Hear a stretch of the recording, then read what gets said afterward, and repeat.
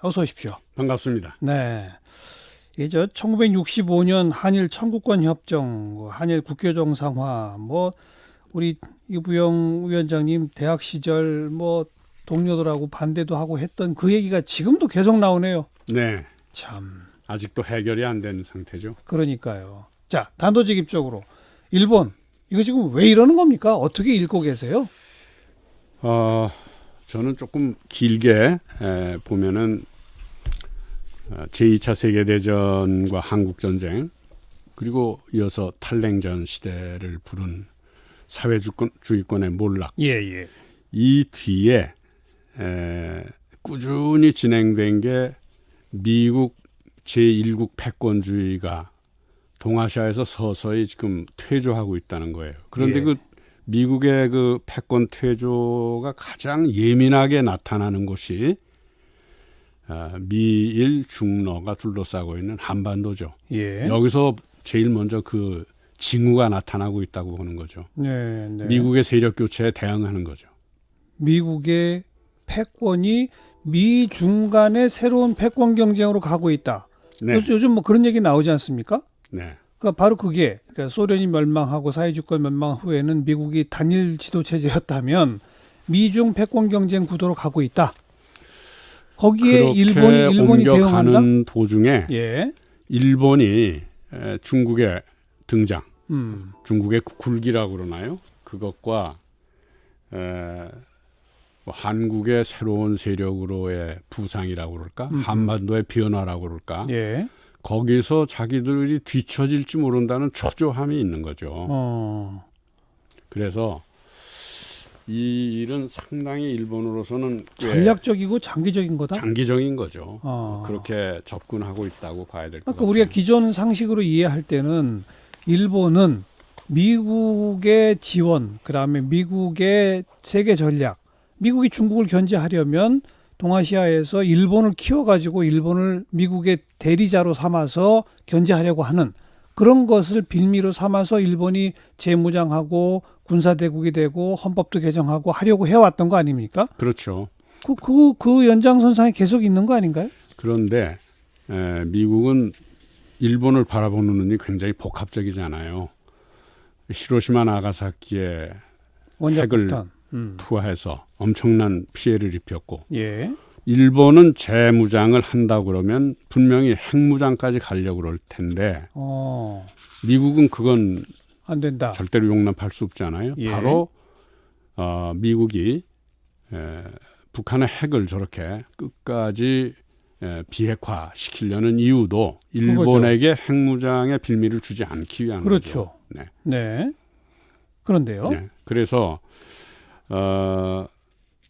미국의 보조자로서 재무장을 하는데 거긴 한계를 그어놓고 하는 거죠. 네. 미국의 보조역만 해라. 네. 그리고 태평양 제해권에 관해서는 미국의 그 우위를 인정해라. 이게 있는 거죠. 근데 그렇죠. 일본은 아마 그럴 의향이 전혀 없으리라고 봅니다. 그거보다 더 넘어서려고 한다. 그렇죠. 그리고 미국의 퇴조가 어떻게 보면 불가피한 일이라고 보니까. 그러니까 그래서 미국은 일본과 한국과의 한미일 3국의 안정적 동맹을 유지하는 걸 좋고 그렇게 하고자 하는데 네. 일본은 거기도 균열을 준다 이건가요? 일본은요. 특히 아베의 일본 협회 이 세력은 지난날 정한론을 이어받은 세력들이에요. 네. 기시노부스케 그 외에 그 사부가 메이조 시대 정한론의 대표적인 학자였던 요시다 쇼인 이게 전부 다 야마구치갱 출신들이에요. 그걸 그대로 이어받은 사람이 아베입니다. 네. 그래서 일본의 다른 정치인들하고 이 아베 정권은 전혀 달라요. 네. 전전의 가치관을 그대로 이어받은 사람이에요. 그래서 아마 이 사람들의 이 동향에 관해서 미국도 펄하버의 악몽이 있잖아요. 네. 그래서 이들의 움직임에 관해서는 조금 더 유심히 지켜보지 않을까 그런 그러니까 생각을 합니다. 위원장님께서는 지금 아베 정부는 미국하고도 적대화 될 수 있다는 것까지 항상 그런 걸 그 밑에 깔고 있다고 아베 봐야죠. 정부가 저는 그렇다고 봐요. 거기까지 생각하고 그렇게 계세요? 생각하고 있어요. 아까 잠깐 그리고 언급하신 그것도 한반도에 대한 자기들의 우위에 선 그런 그 영향력 같은 것을 계속 유지하려고 그러죠. 지금 북한과 수교를 하겠다고 그러잖아요. 네. 그 수교의 원칙도 지난번에 고이스미 수상이 2002년도에 평양을 방문하고 나서 1965년 한일 협정 그 형식에 따라서 하겠다 이런 얘기를 했어요. 네, 네.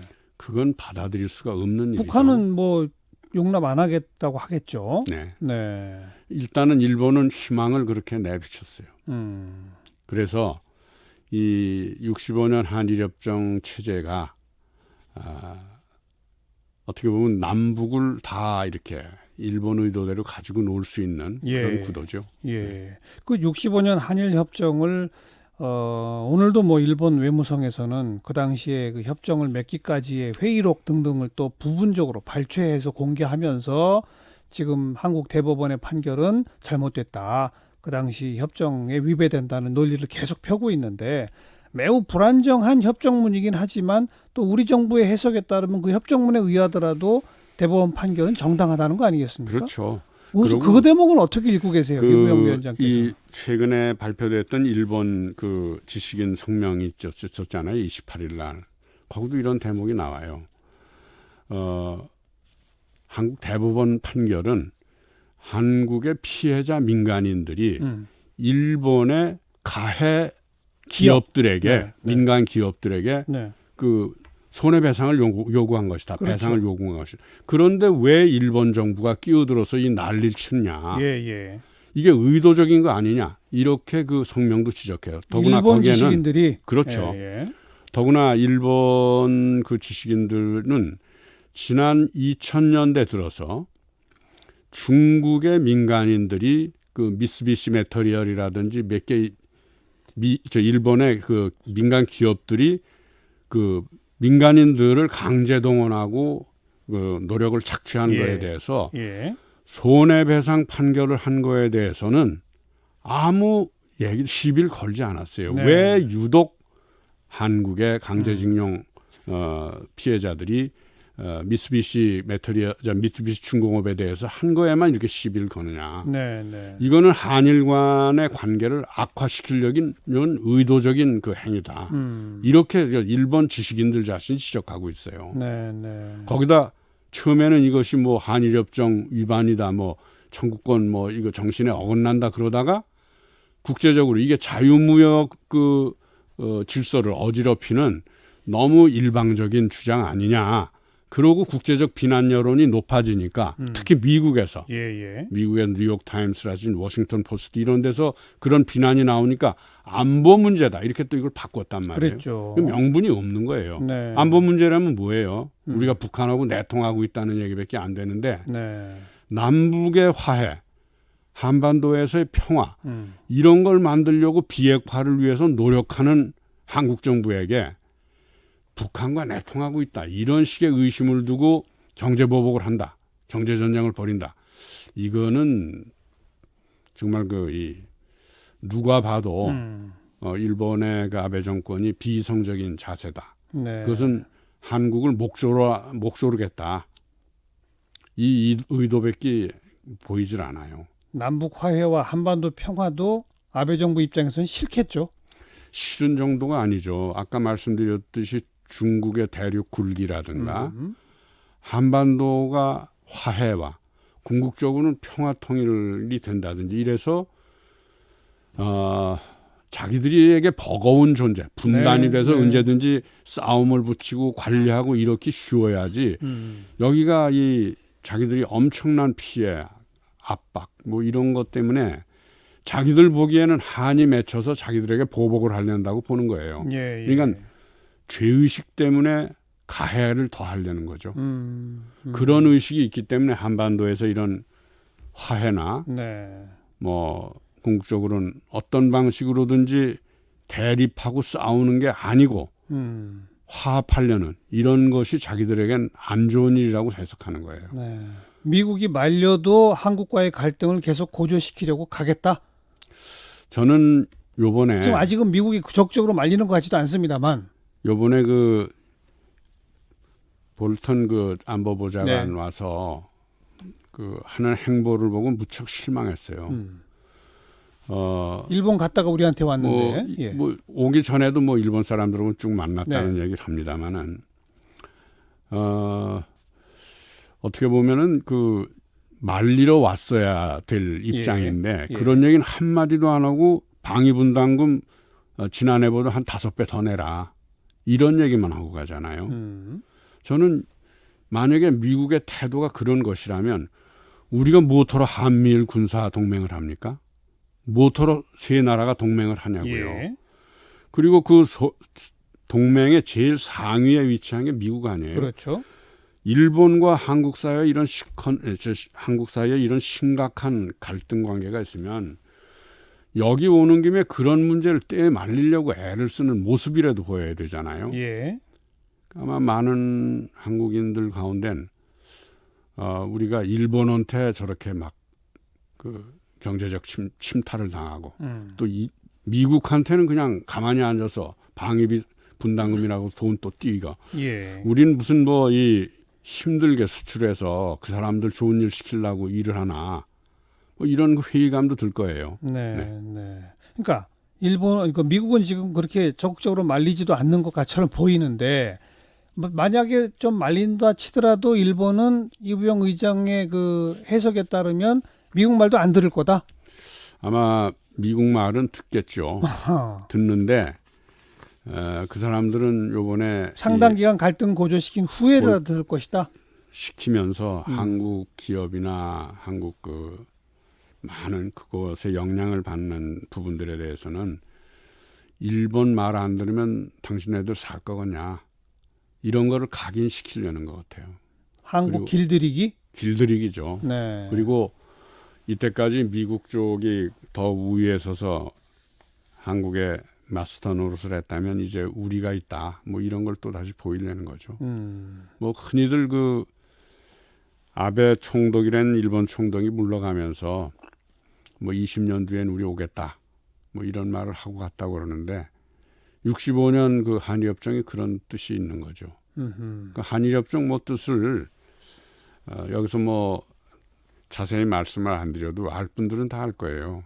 결국 일본이 한국을 병합한 것이 자기들의 강압에 의해서 한 게 아니라 조선인들의 요청에 의해서 된 것이다. 이렇게 주장하고 있는 게 한일협정에서 일본의 주장이었어요. 예, 그리고 예.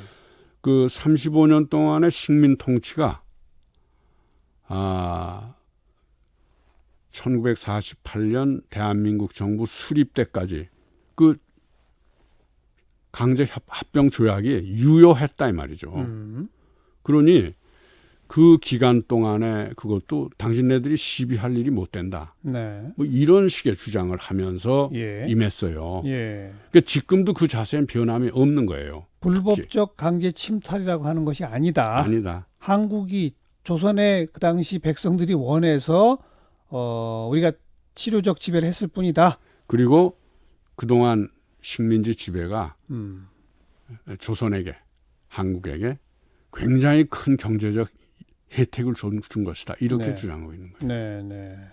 그러니까 전혀 우리가 생각하는 거하고 정말 하늘과 땅 같은 차이가 나고 그 당시 그런 게 알려지면서 전국의 대학생을 비롯한 전 국민이 들고 일어나는 반대 데모를 거예요. 했던 거죠. 네. 네. 또 아무래도 반대 데모를 의식했기 때문에 협정문 문구는 정말 이상하게 비비비 꼬아가지고 애매하고 추상적으로 표현해놨죠. 그렇죠.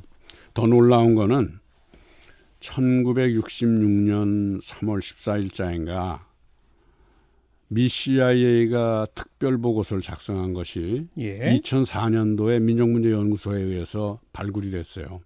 비밀 해제가 돼서. 거기에 일본의 대기업 6군데에서 1961년부터 65년까지 6,600만 불을 비자금으로 제공했다는 게 나와요. 직금으로 그 달러 인플레가 있고 그래서 따져보면 그게 한 20억 불 이상 되는 돈입니다. 이 돈이 뭐에 쓰였냐? 일본의 기업에서 그렇죠. 누구한테 비자금이 갔다는 거예요? 박정희한테 간 거죠. 어. 그 중간에 이른바 김오히라 메모라는 게 네. 김종필 오히라 외상간의 메모 거기에 네. 그런 게 이렇게 교환이 됐다. 오늘 뭐 두고두고 그건 비밀로 붙여졌는데 네. 미 CIA 보고서가 나온 거예요. 이게 뭐냐면 공화당 창당 자금으로 나온 거예요. 그리고 그 뒤에 대선 총선 치르는 정치 자금으로 이 돈이 쓰인 거예요. 예. 그 얘기는 뭐냐면 예. 공화당은 박정희와 김종필의 공화당은 일본 사람 돈으로 만든 걸로 공화당 창당을 하고 대선 총선을 치른 거예요. 네, 네. 정말 이게 이제 좀 알려져서 일본 이 아베 같은 사람들이 그렇게 그들이 얻어낸 어떻게 보면 조선 사람들에게 이 보상을 해줘야 될 돈을 박정희나 이런 군사 독재, 이런 억누른 군사 독재에게 뇌물을 줘서 그냥 돈으로 산 한일 협정이에요. 네, 네. 그런 걸 지키겠다고 하는 걸 보면은 예. 우리 입장에서는 참 속 터지는 일이죠. 결국 군사 독재가 계엄령을 선포해서 국민들을 억누른 속에서 만들어진 게 한일 협정이고 그렇죠. 청구권 협정인데 예. 그것은 민간인들에겐 배상도 안 하도록 한 그런 거란 말이에요. 그리고 그 지금 아베 정부가 이렇게까지 나오는 데는 또 다른 그 동북아 전체 또 미국의 패권의 변화라고 하는 것까지 내다보는 원대한 전략이 들어있다. 이 말씀 아니겠습니까? 그렇죠. 그러면 우리 이제 어떻게 대응해야 합니까? 참 그 마음속으로 북쪽에다 이렇게 호소하고 싶어요. 분단이 돼서 우리가 전쟁까지 치르고 참 못할 삶을 살아온 거 아니에요. 그렇다면 이제는 그야말로 4.27 판문점 선언에서도 서로 그렇게 아주 굳은 약속을 하고 이랬습니다만 웬만해선 서로 간에 의심을 안 하고 서로 간에 비난을 하지 않았으면 좋겠어요. 예. 둘 사이에 양쪽 사이에 그런 신뢰 관계가 저는 강대국들도 여기를 함부로 할 수 없도록 만든다고 생각해요. 네, 네. 그런 것을 전 우리 당국에게도 좀 얘기하고 싶고. 그건 이제 아주 가장 기본적인 거고 바로 당장 일본의 한국에 대한 경제 일종의 뭐 침공이라고까지 표현이 되는 여기에 대한 우리의 대응이 북한과 함께 할 수 있는 게 뭐가 있을까요? 북한은 지금 우리보다 더 답답할 거예요. 완전히 제재에 의해서 봉쇄당하고 있기 때문에. 네. 근데 우리는 세계에 그래도 열려 있어요. 그런데 1965년 한일 협정이 맺어진 이후에 계속 일본의 과학기술 종속 상태로 온 거죠. 예. 근데 그것이 일본이 노려보고 있다가 급소를 찌른 거죠. 네. 우리에게. 네. 근데 이제 우리한테는 이게 뭐 급소로에 찔렸지만 이 급소를 풀려나면은 약도 된다고 생각합니다. 예. 저는 당장은 이런 생각을 해요. 미국과 일본에게 항의하는 뜻으로 우리의 무역 다변화를 좀 해야죠. 깊이 해야 되면서 예. 특히 이 지금 시기 같은 때 정부 사절단은 아니더라도 경제계나 이런 데서 중국과 러시아 같은데 예. 경제 사절단 보내서 무역 다변화를 통해서 그들과 예. 깊은 얘기를 좀 해야 될 필요가 있다고 예. 생각해요. 예.